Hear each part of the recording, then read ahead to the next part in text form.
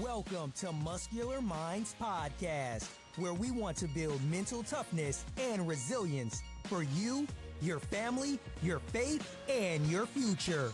Thanks for joining us today. Welcome into Muscular Minds. We're excited that you're here for our podcast. As always, you can check us out at muscularminds.com or go to our YouTube channel for more podcasts on Muscular Minds.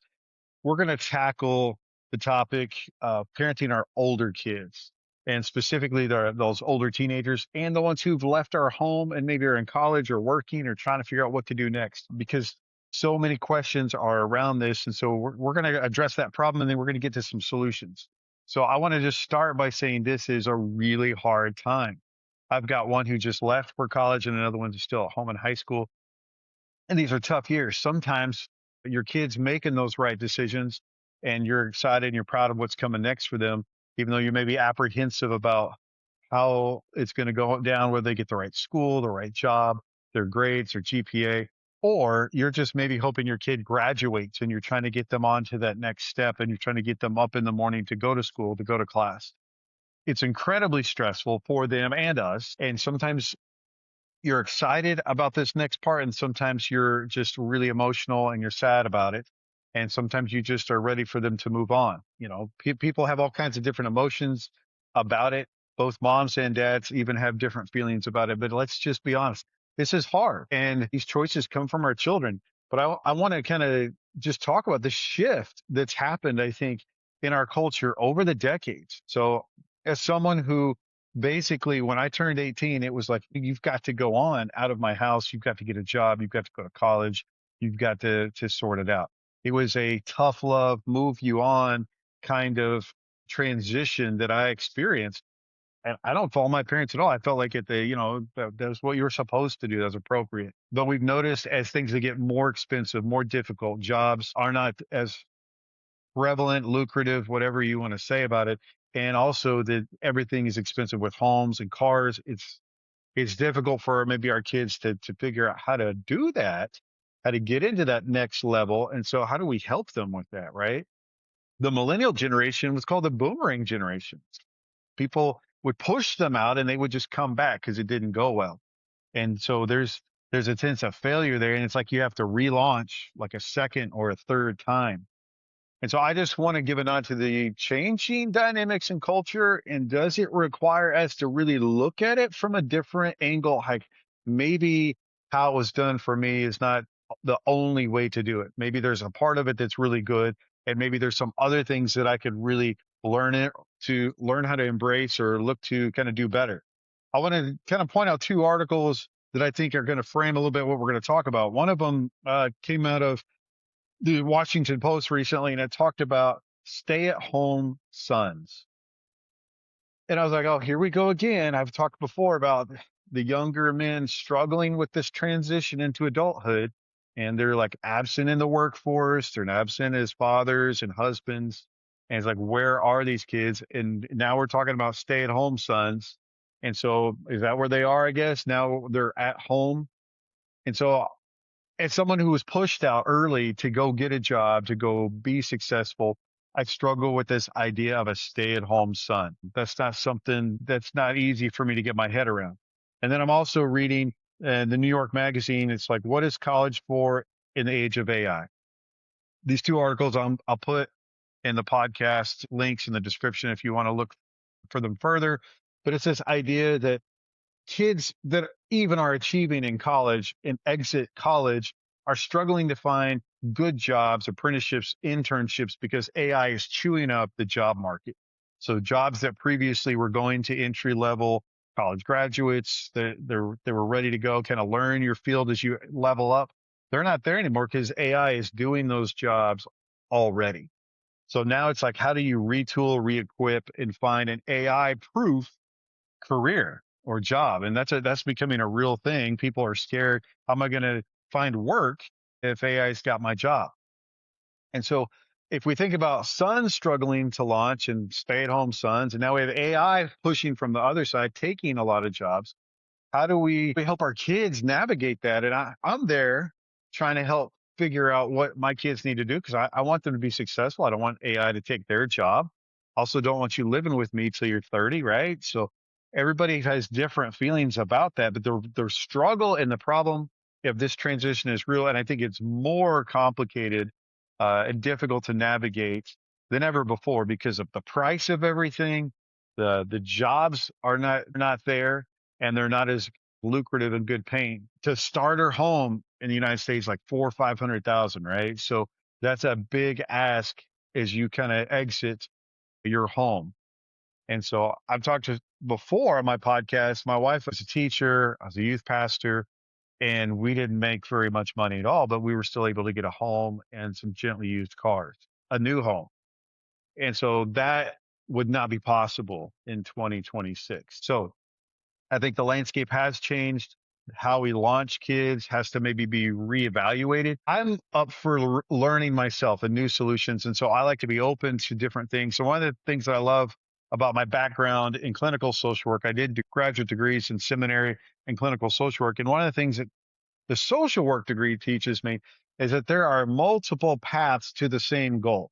So it's okay if maybe you're doing it this way, I'm doing it this way. What's the end goal, right? We're going to the same direction.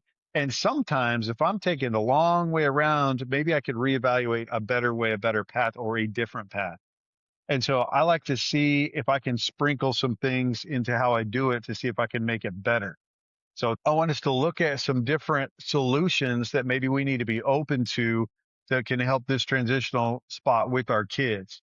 So solution number one that I want to throw out there to make us think about is looking at the benefit of intergenerational living or being connected to an intergenerational group. So things that I read about, especially if you talk about mental health and stuff, is we're not meant to be alone. You hear about loneliness epidemics. You hear about people feeling isolated as they age. They feel alone.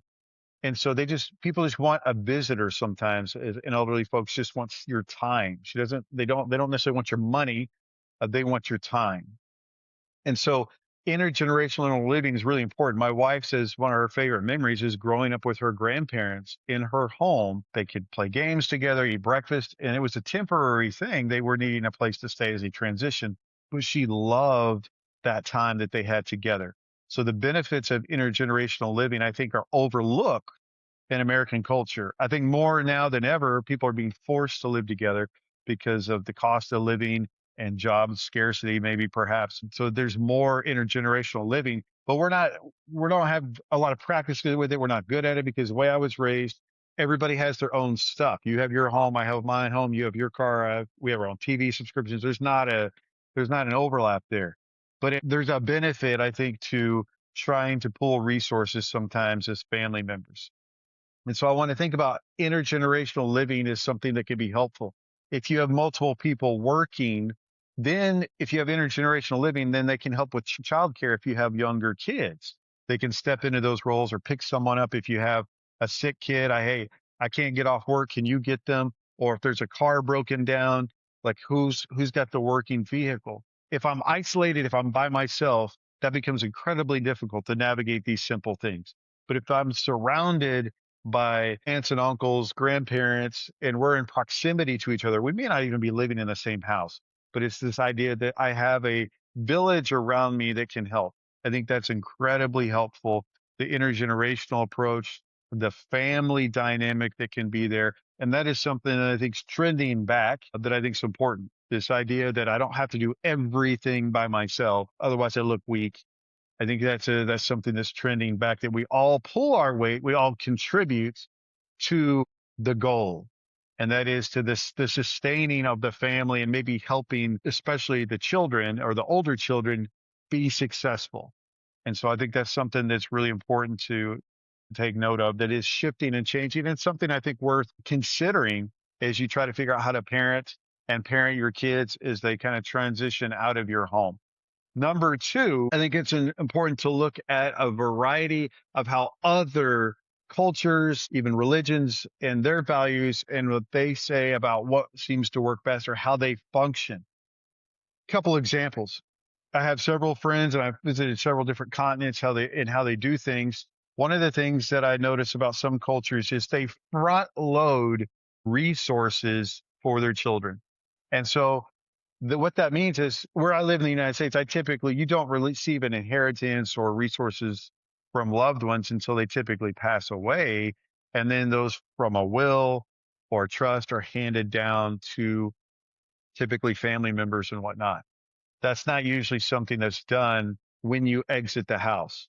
But some cultures will do that. You've heard of a dowry before, but like there's other things where they front load. Maybe whether it's a college fund or a down payment on a house, whatever it might be, they're front loading resources. It could even be training. It could be um, apprenticeship, internships that they network to set up for their child so they can be successful, leveraging resources, networks, connections so that the child can be successful. And I think that's something that's overlooked in my culture. The idea that, hey, you have to do this all by yourself, you just navigate it. I think there's benefit to doing things on your own. You learn from mistakes, but I also think we're in a different time and place where it's probably appropriate to kind of have some guardrails, a little bit of a safety net for a child to navigate those things and kind of help give them a little bit of push, a little bit of momentum. So we're not just dropping them out there and just see how it's a sink or swim kind of deal. So I think we have to be a little more thoughtful and intentional about it. And to be fair, I think generations probably are struggling with resilience more than any other time. So they may not be as resilient as maybe previous generations. I think that's still up for debate. But let's just assume maybe that's true. The sink or swim model is probably not the best way to go if you're already not very resilient. So it's kind of like, how do we help you exit our home and enter your life in a way that's going to be successful for you? So in my work, sometimes I have to talk through plans that maybe if somebody has some specific challenges, or maybe they even have a disability or two, we talk about resources and things that they can have access to, proximity to family connections, so that when they have a smoother transition into their adult life. And I don't see why that can't be the case for a lot of our kids and young adults. Some of them are definitely strong enough, they're going to do it on their own, but sometimes we can build some stuff around them to be successful. It doesn't have to be just because maybe a child has a disability or special needs. We can provide support and some backdrop for our kids no matter the situation. And I think that's sometimes just smart parenting. You can apply that logic. If you watch in the US, so many of our children are being raised through select sports and AAU, and they have all these trainings and coaches so that they can achieve. It's no different than thinking about it that way as far as exiting your home, having some things in place so that they can be successful, kind of maybe thinking about front loading a little bit.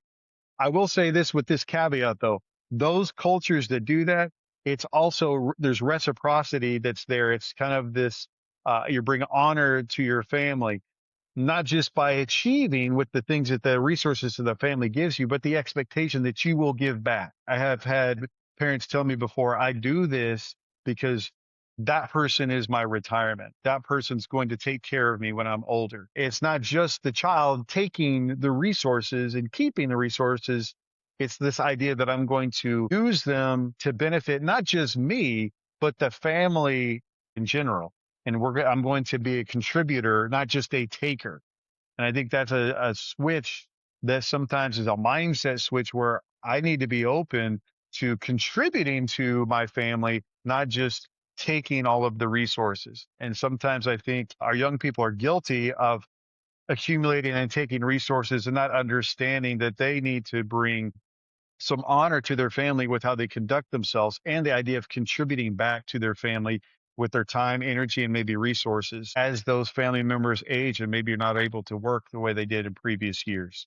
So I think that's a big one. And I think that's number two, I would say.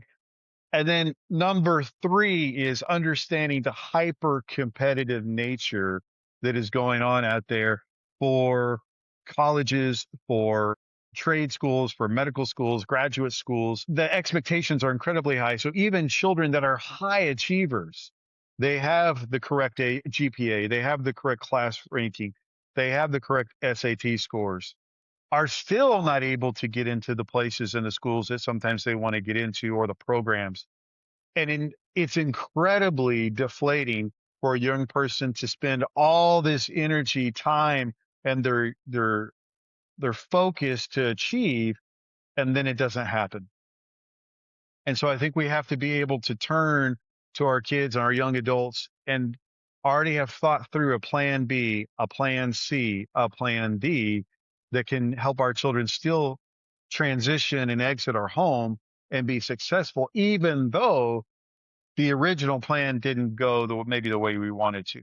And because it can be devastating for a young person if the goal that they have been planning to do does not come to fruition. Because something I've noticed universally in the younger generation is it's so much anxiety to compete and to have their future figured out. And if they feel like they have their future figured out, but it doesn't happen for whatever reason, they don't get into the school, they don't get into the program, then what happens to that young adult? Are they able to bounce back, be resilient, have a mindset of finding something else to do? But as a parent, I can help with that by saying, hey, we're going to try this direction. If this doesn't work, let's think about a pivot we can do that can be plan B or C, and help them have a mindset of being able to be flexible. It doesn't just have to be one. And so sometimes the flexibility is a form of resiliency that we can kind of help our kids bend but not break. And number 4, wisdom about the choices in this space of young adulthood and problem solving. And it's not just the plan B, C, or D, but it's trying to help our kids understand what those could be. So helping them decide what's appropriate: trade school, college. Is it just getting a regular job, or is it even military? I have those discussions every single week, and kids are trying to figure out what is the correct path for them. So we talk about how challenging each path is, what the end game is based on what they want to accomplish, and how it's going to work best for them. And I've had some kids that are real mature and wise come to me and basically say, I'm not mature enough right now that I think I can probably accomplish medical school and all that's required. However, I think I could go into the military, get some structure, get some maturity. And in a few years, if I still want to do medical school, I think I can be ready and mature to do that. And I'll have some college funding from the military to help me do that. So there's this thoughtfulness as they process it out. And I feel like that's real appropriate. Or some may say, you know what? AI is taking a lot of jobs, and the stuff I want to do, my things I'm passionate about, are the jobs that AI is taking. So they may look at a trade school about something that they love and want to do and go that direction instead. And so it's just trying to help kids be resilient, problem solve those end games that they want to accomplish. It's being willing to look at intergenerational living. It's also helping kids see that they can have a plan A, B, C, or D, and maybe looking at other cultures or religions that have a way of doing things that could influence how we help our kids. And then finally, understanding the hyper competitiveness that's going on out there, helping our kids have tangible solutions, walking them through those choices so that they can pick something that's going to be unique to their gifts, their talents, and their aptitudes. And to be fair, if we just depend on the school to do this for our kids, the high schools and the guidance counselors, I think we're doing our kids a disservice, our young adults a disservice. We've got to be in there in the mix, problem solving, talking to people, filling out those FAFSAs, talking to guidance counselors, looking at those certification programs while they're in college, trying to help our kids find that path. And I think doing that with them instead of handing it off to someone else to do it, we've got to be in there with our kids and our young adults, trying to help do that with them. The hard thing is, as many of you know that are parenting through this stage, sometimes our kids don't want to listen to us. So it's important to maybe get others, the village around your kid that can help. And that may be other adults. It could be family members, could be people at school or church that have relationship or mentors to your child so that they can also hear good solutions and then be successful. So today we've talked about parenting this older teenager, young group that's transitioning into adulthood, and our college age kids as well. So I hope you found this helpful and interesting. It's helped me kind of like think through what I'm having to deal with right now in our culture as we try to help our kids be successful during a challenging time. And I hope you found that helpful. And we look forward to joining us again on a Muscular Minds podcast. And we'll see you next time. Thanks for joining Muscular Minds today, where strength isn't measured by how much you lift, but who you lift up. And that starts with you.